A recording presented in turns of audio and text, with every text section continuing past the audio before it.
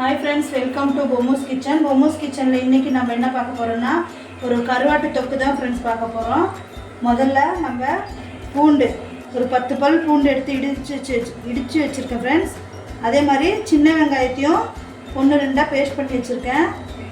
அடுத்து 3 தக்காளி எடுத்து பேஸ்ட் பண்ணி வச்சிருக்கேன். 50 கிராம் புளி எடுத்து தண்ணியாட்ட கரைச்சி வச்சிருக்கேன் फ्रेंड्स. 100 கிராம் கருவாடு எடுத்து வறுத்து சுடு தண்ணியில போட்டு கழுவிட்டு 2-3 தடவை நல்லா கழுவி வச்சிருக்கேன் फ्रेंड्स. எப்படி செய்யலாம்னு வாங்க பார்க்கலாம். ஒரு 50 கிராம் எண்ணெய் ஊற்றிக்கலாம் फ्रेंड्स. இதில் கடுகு உளுத்தம் பருப்பு சேர்த்துக்கலாம்.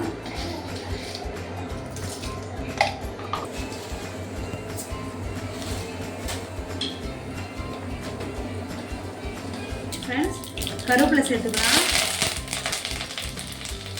இப்போ நம்ம பூண்டு சேர்த்துக்கலாம்.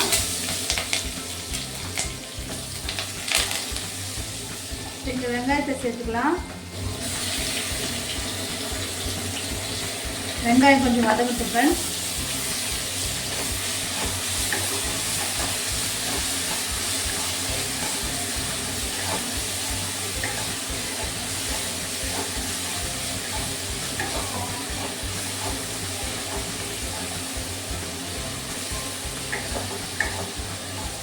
வெங்காயம் வதங்கிருச்சு.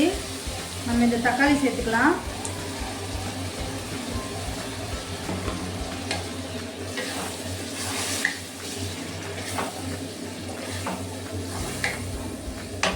இது தக்காளி வதங்க ஒரு ஸ்பூன் கல்லுப்பு சேர்த்துக்கலாம்.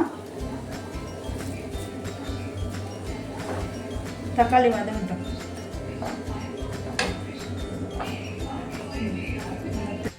இதுக்கு காம்பினேஷனா களி தான் ஃப்ரெண்ட்ஸ் செய்ய போகிறோம். ராகி களி செய்ய போகிறோம். இப்போ இது 4 களி செய்ய போகிறோம் ஃப்ரெண்ட்ஸ். எப்படி செய்யலான்னு பார்க்கலாம். தண்ணி நல்லா கொதிச்சிருச்சு. இப்போ நம்ம மாவு சேர்த்துக்கலாம். இதில்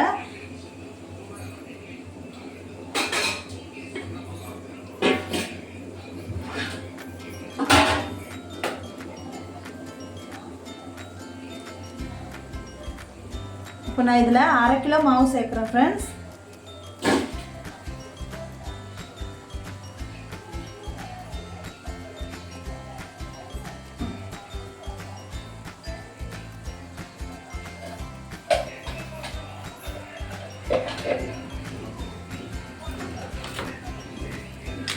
இப்போ நம்ம கொஞ்சம் கிண்டி விட்டு வேக வைக்கலாம்.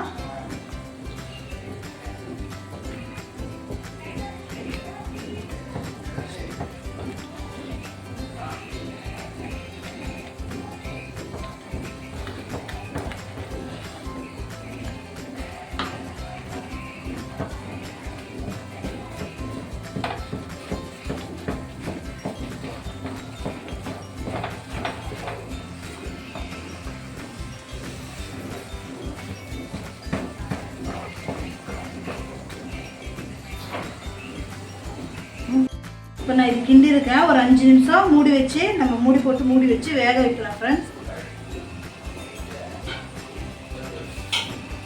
5 நிமிஷம் வெந்த வாட்டி நம்ம பார்க்கலாம். தக்காளி வதங்கிடுச்சு ஃப்ரெண்ட்ஸ். நம்ம 1/2 ஸ்பூன் மஞ்சள் தூள் சேர்த்துக்கலாம். 1/2 ஸ்பூன் சாம்பார் தூள் சேர்த்துக்கலாம். 2 ஸ்பூன் மல்லித்தூள் சேர்த்துக்கலாம். 1 ஸ்பூன் தனி மிளகாய் தூள் சேர்த்துக்கலாம்.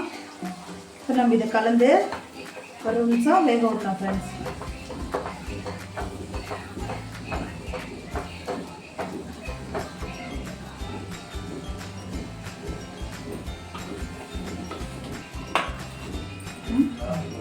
இப்போ இது வதங்கிடுச்சு ஃப்ரெண்ட்ஸ். இதில் நம்ம கருவாடு சேர்த்துக்கலாம்.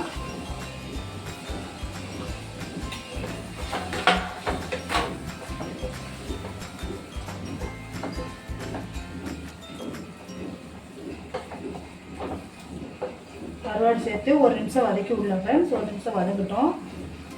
அப்புறம் நம்ம புளி தண்ணி சேர்த்தலாம்.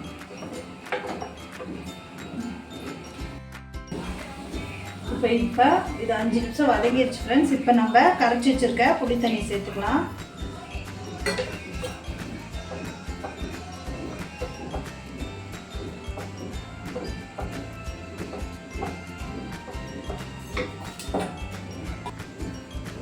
இதில் இன்னும் கொஞ்சம் தண்ணி சேர்த்துறேன் ஃப்ரெண்ட்ஸ். நான் இப்போ தான் மசாலாவோட பச்சை வாசனைலாம் அடங்கி வரும். இப்போ இது ஒரு 10 நிமிஷம் நல்லா கொதிச்சு வரட்டும் ஃப்ரெண்ட்ஸ், அப்புறம் பார்க்கலாம். பாருங்க ஃப்ரெண்ட்ஸ், இப்படி தொட்டால் நம்மளுக்கு ஒட்டக்கூடாது. இப்போ இது ரெடி ஆயிடுச்சு.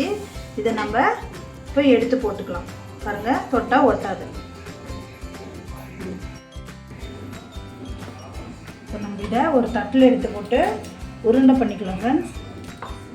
சூடாக இருக்கும்போதே உருண்டை பண்ணால் தான் நல்லாயிருக்கும். பாருங்க, இப்படி உருண்டை பண்ணிக்கோங்க ஃப்ரெண்ட்ஸ். அவ்வளோதான், ரெடி. பாருங்க ஃப்ரெண்ட்ஸ், நல்லா எண்ணெய் பிரிஞ்சு வந்துருக்கு.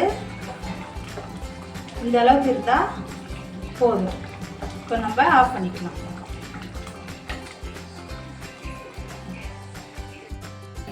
பாருங்க ஃப்ரெண்ட்ஸ், இப்போ களியும் கருவாட்டு குழம்பும் ரெடி ஆகிடுச்சு. தொக்கும் வாங்க நீங்களும் சாப்பிட்லாம். ஓகே ஃப்ரெண்ட்ஸ், இந்த மாதிரி நீங்களும் செஞ்சு பாருங்கள். செஞ்சு பார்த்துட்டு எப்படி இருக்குன்னு கமெண்ட்டில் சொல்லுங்கள்.